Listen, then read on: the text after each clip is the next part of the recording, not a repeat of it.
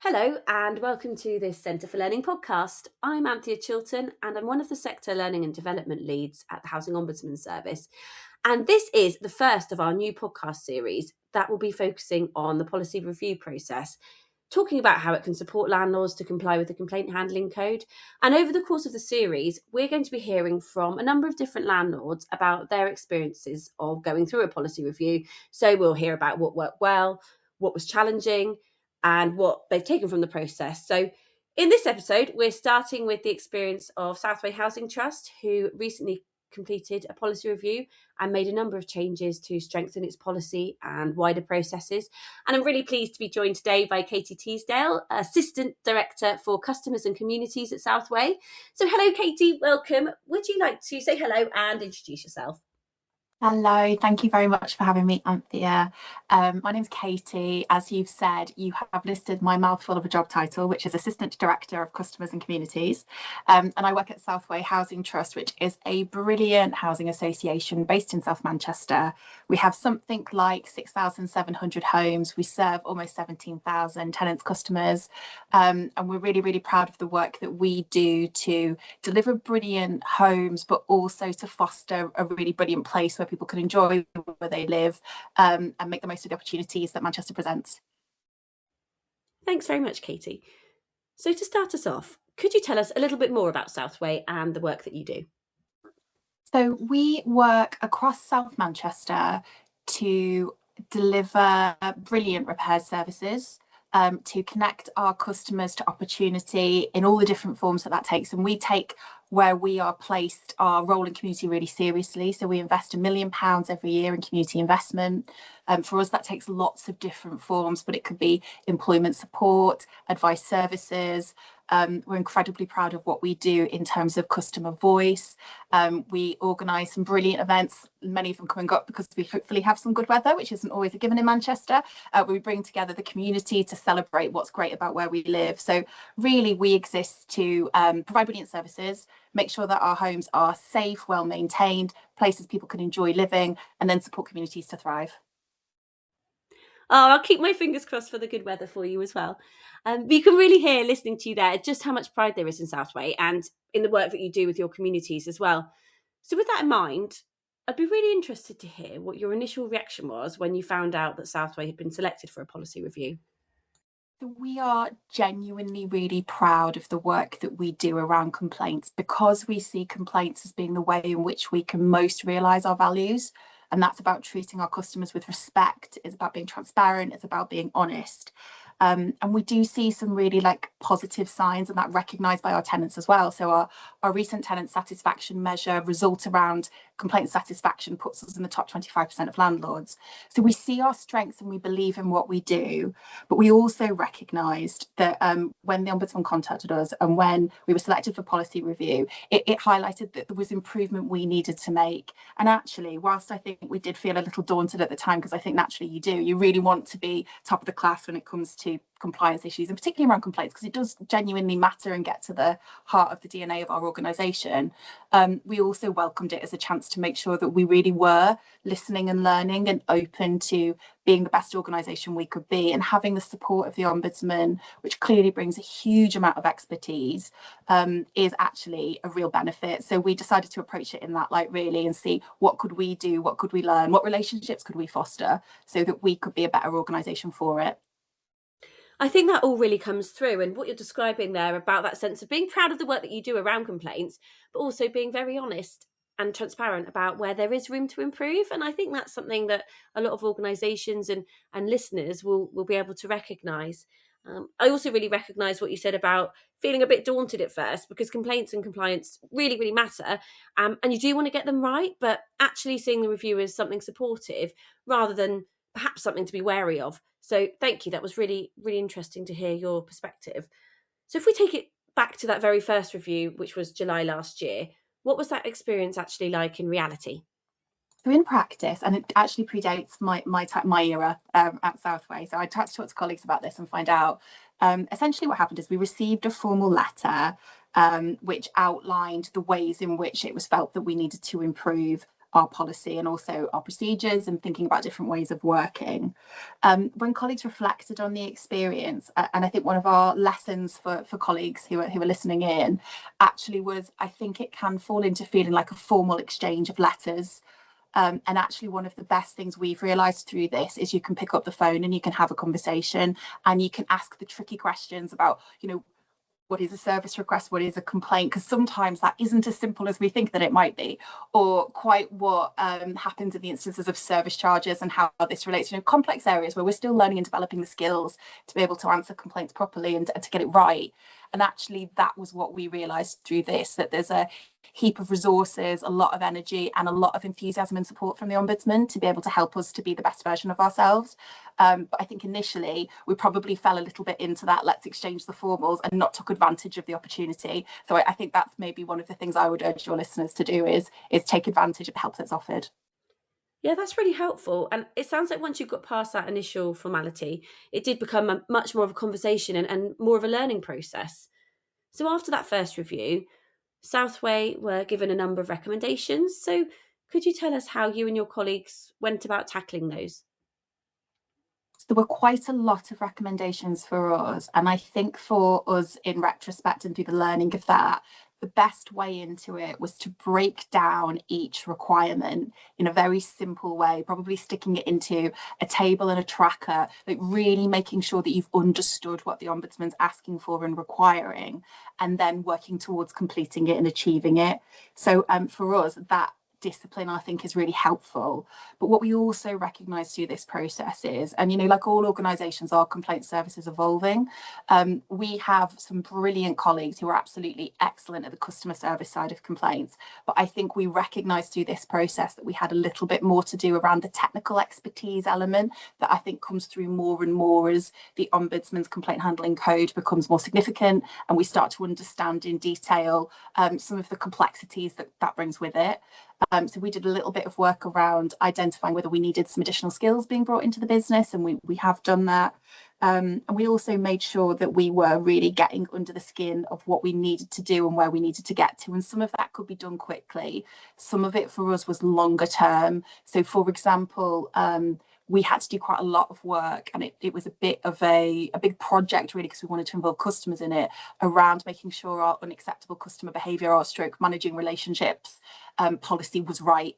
And that took us several months, but rightly, because we wanted to involve customers in that journey. So I think the Ombudsman's guidance helped us on that, but it took a little bit of time to get there. But in the end, we're really happy with where we've reached. I think that really comes through. And it sounds like you were very kind of deliberate about how you approached it, actually. So breaking things down and being really clear about what was asked, and then working out, what can we tackle straight away and what's always going to take a little bit more time. So yeah, really interesting what you said about recognizing where you already had those strong customer service skills, but also about where you needed to build that technical expertise as the code had developed and time had gone on. So involving customers in some of that longer term work, even though it did take more time, feels like it was a really important part of getting it right. So when you came to the second review in January earlier this year, and some of those recommendations were still open, what shifted for you at that point? I think the biggest shift from there is, by that point, I think we had understood and got our head around what was required more clearly. And I think some of it was down to us understanding the significance and why the Ombudsman was asking particular questions. Because one of the things where we hadn't quite got it right is there were a couple of times where we've retained the word formal as a qualifier for complaint. And for us and colleagues, that's the language that has always been used to describe complaints. It's not intended to imply anything other than there's one complaints process. But the Ombudsman were able to reflect to us, and I think this was helpful, and we checked it with customers as well, that for other people, just because how we interpret something is necessarily how they would understand it. So a couple of changes like that, which were very simple and quickly done, we were able to make. And I think that was a really useful exercise, because I think that helped us as a business, as an organisation, as a community-based landlord, really, to get our heads around the audience of this as being customers, and about how do we make our policy as simple as we can make it. And I think perhaps because we do exist in a world that's more complicated, just with complaints, we're currently updating our complaint policy to reference the Energy Ombudsman and the building safety requirements, because there will be new ombudsman or regulators attached to that. That complaints is increasingly complex. And I think it helped us to understand our role in how do we simplify this for our customers. And I think that was the final step for us, as well as completing the projects I've already talked about around making sure that we got our unacceptable customer behaviour policy to where it needed to be. And for that was an exercise for us really in doing quite a lot of work around an equality impact assessment to make sure that our process is really rigorous around reasonable adjustments, and making sure that we're really living and breathing getting that right, so that our customers can have real confidence in our approach, if and when we do need to look at those sorts of measures and the contact restrictions that suggests. So I think it came at a really useful time for us. We were on the verge of completing quite a lot of that work, but it really helped us to get over the line and gave us that impetus and that different perspective, which I think has been really helpful. Yeah, absolutely. And I think a lot of that comes back to language, doesn't it? So things like how we talk about stage one or stage two, escalation, and actually whether that makes sense if you're on the receiving end of it. So I think it sounds like this process really helped you to almost step back and look at the policy through the eyes of your residents and ask whether it was actually as clear and was it as accessible as you thought it was.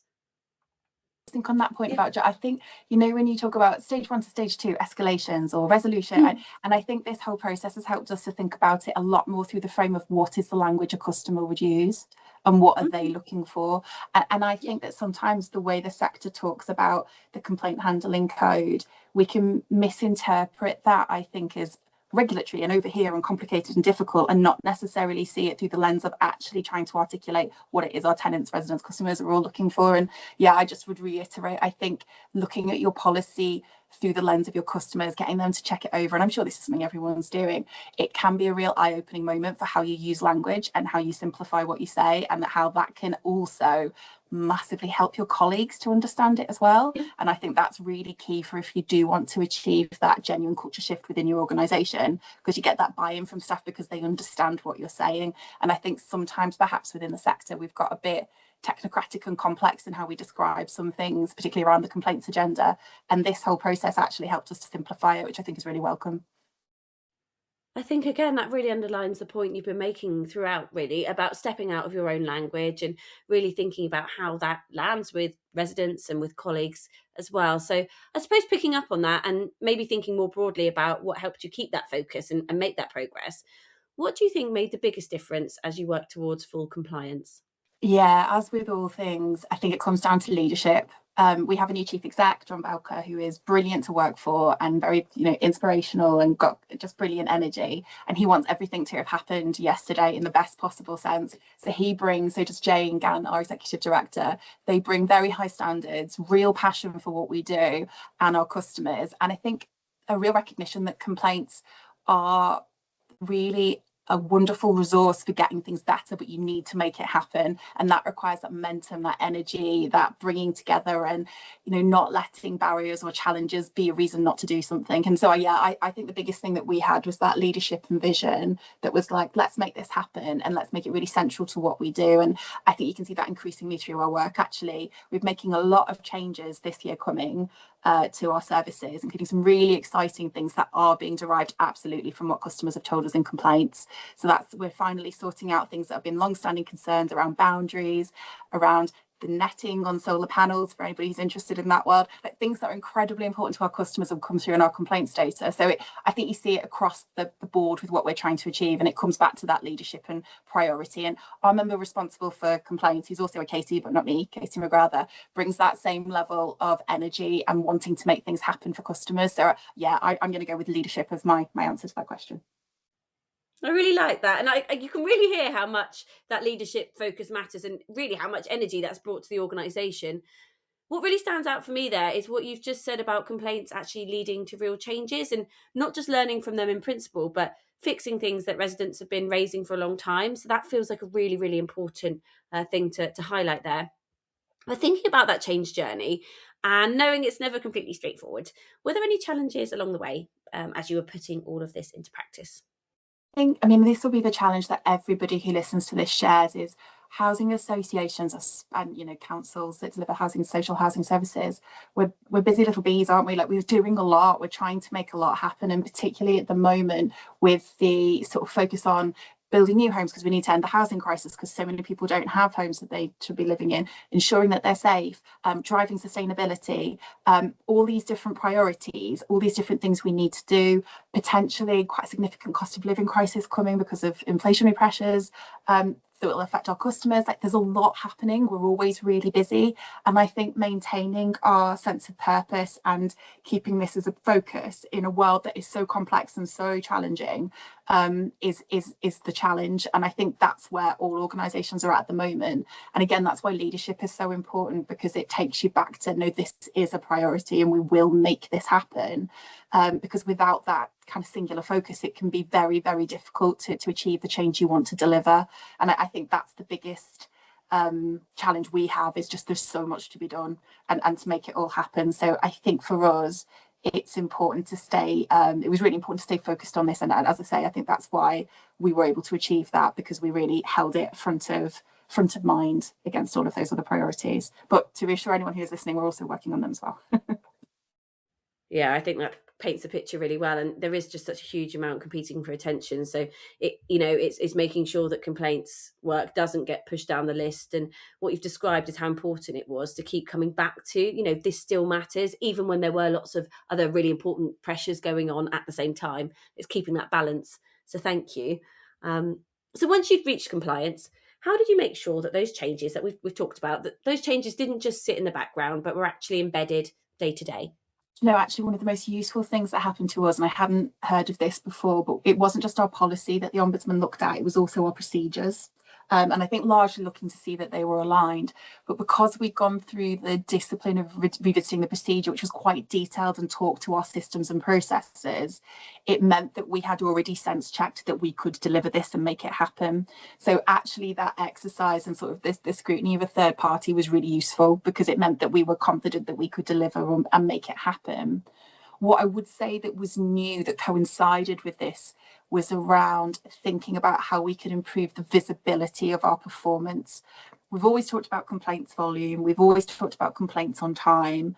What we haven't always had as clear a view on is how we're performing with regards to things like ombudsman determinations, where our maladministration rate was at, some of those measures that give you that sort of health check on your service and whether you're getting things right.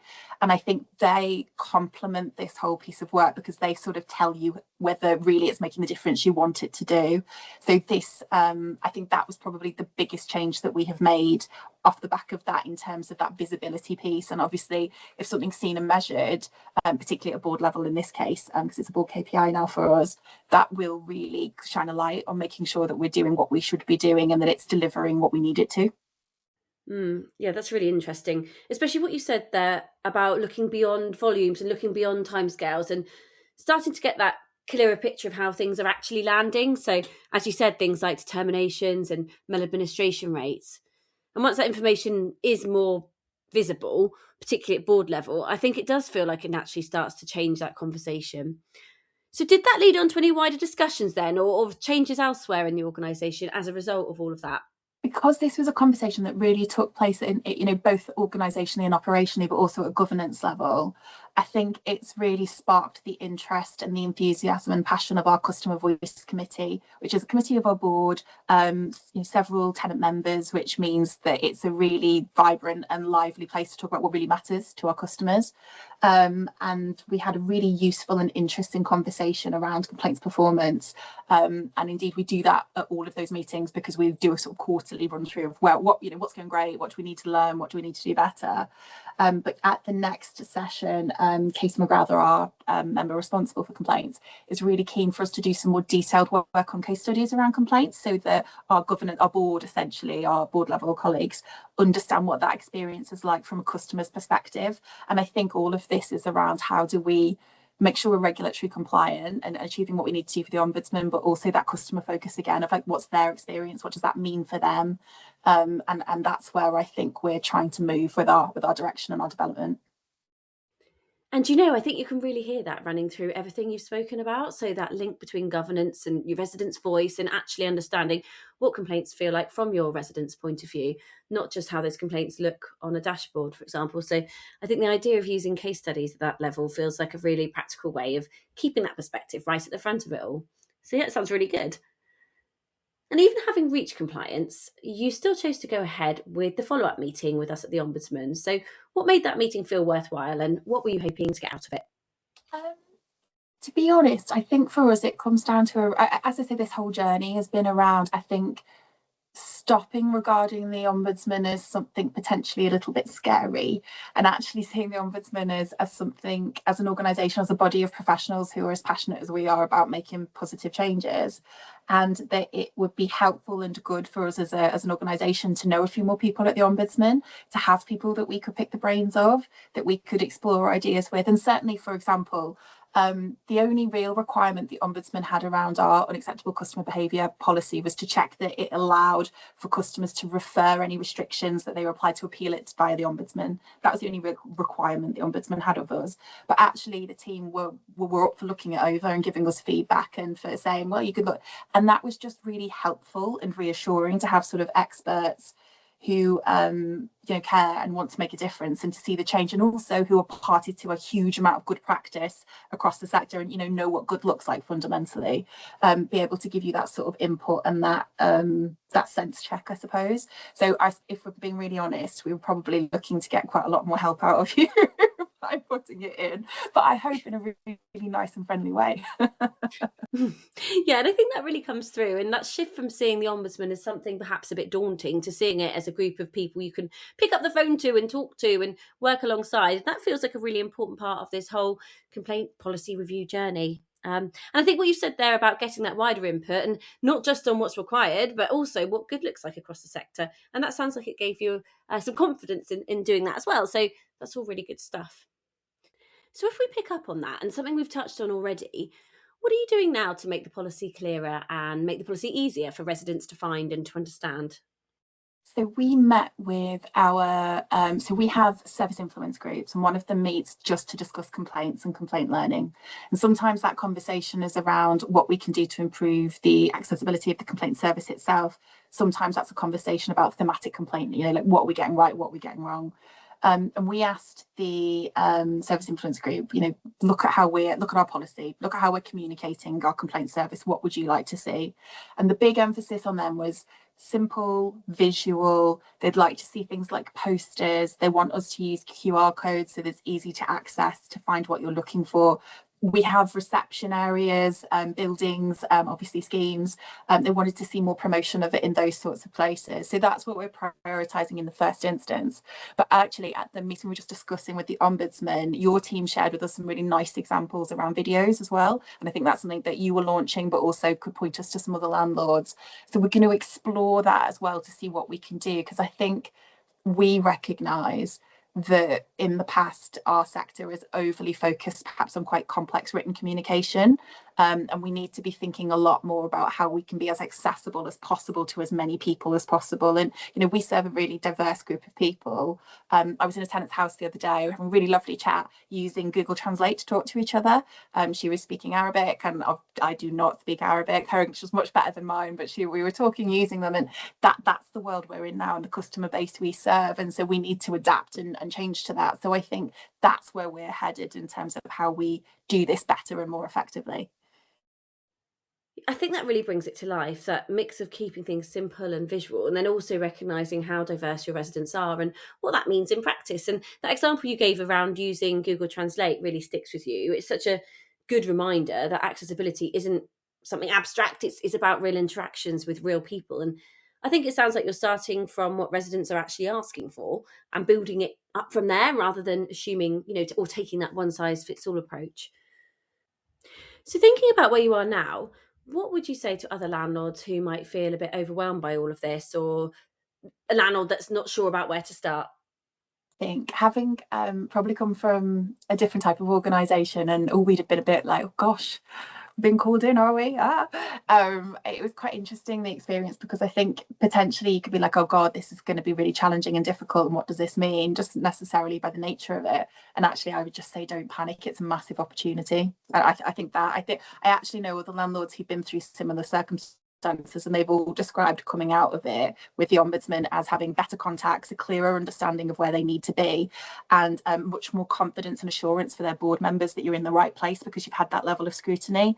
So I think actually it's seeing it as the opportunity that it really is for me, and not going into too quickly anyway. I think that's a really good way of putting it. Seeing it as an opportunity rather than something to be anxious about really changes how you approach the whole process. And we've talked a lot about different learning points as we've gone through this, about, mindset and leadership, relationships, and those practical changes as well. So if you had to boil all of that down into just one piece of advice for an organisation going through a policy review for the first time, what would your piece of advice be? So I think if it's just one piece of advice, it's what we've talked about throughout the thread of all of this conversation. I think it would be pick up the phone. I think it'd be talk to the ombudsman. I think it would be if it isn't immediately apparent to you why a particular recommendation or requirement is there, have a conversation about it. I think you don't have to pursue things without that, not pursue blindly if you're not sure what you're doing. Just talk to the ombudsman, have a conversation, go through each recommendation, say, well, what would good look like here? Have you got any examples? Because colleagues at the ombudsman will have that, and it will mean it's a much speedier, better process for you that's informed by best practice. So I think I would say that pick up the phone, don't be afraid to ask questions, and the ombudsman won't mind if your questions are silly. They'll probably say to you, there is no such thing as a wrong question. Yeah, you're right there. We're definitely say there's no such thing as a silly question. And we often say it in training as well. If you've got a question, the chances are somebody else has. So please do ask it. So, yeah, I second that. We're always happy for you to just, that idea of just picking up the phone and asking those questions you need to ask, and not feeling like you have to figure it all out on your own I think that's a really important takeaway. So, yeah, I think you're right. It really does work best when it's a conversation and you can just talk things through and get that shared understanding of what's being asked and why it's being asked as well. That's always really helpful. So thinking about those ongoing conversations, so that's with us at the Ombudsman, but also with your residents as well. How are you planning to keep your policy and your processes under review going forward? So we are in the midst at the moment of pulling together our 25-26 annual complaints performance and service improvement report. And that's the submission we make to our customers, but also to the Ombudsman every year, that requires us to complete the self-assessment against the code, sense check that our policies and procedures are right. And I think that discipline of an annual review, which we all now have, is really helpful for making sure we stay on top of that. So we are sense checking ourselves again, only a couple of months on, just to make sure that we're in the right place and that we're still aligned with where we need to be. But in addition to that, I think we're becoming increasingly adept, not just at Southway, but across the sector, about there are other ways in which to sense check or to test the health of your complaint services. So, for example, for us, we've got some goals for the next year around reducing the number of cases from stage 1 that escalate to stage 2, because we think that there is more work to be done in improving the quality of the investigations, thus meaning that we don't need to put our customers to the extra work of requesting a stage 2. So we're going to monitor the percentage and proportion that go in that way. We've also got the TSM satisfaction measures. We do a transactional satisfaction measure on complaints handling and complaint outcome.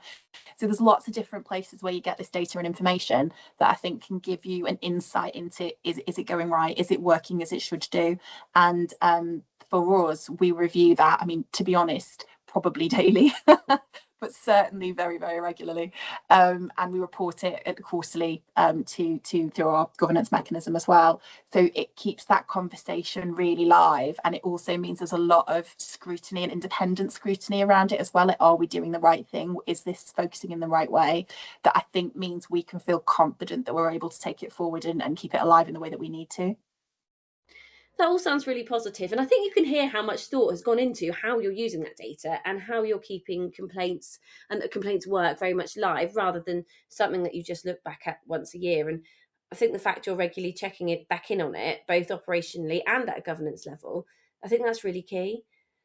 And actually, that brings us to the end of my questions for you, Katie. So just want to say really big thank you for taking the time to talk us through this today. And I think you've been really open about your experience, from those first reactions to the policy review, all the way through to the changes you've made and the role of leadership and how you're involving your residents and embedding all of those things day to day. So I think it's been really helpful to hear how Southway has approached this as a continuing piece of work rather than, as we said a moment ago, a one-off thing, and how that ongoing dialogue with residents and with us has supported that. So yes, thank you again, Katie, for sharing all of your insights. It's been brilliant to have you here.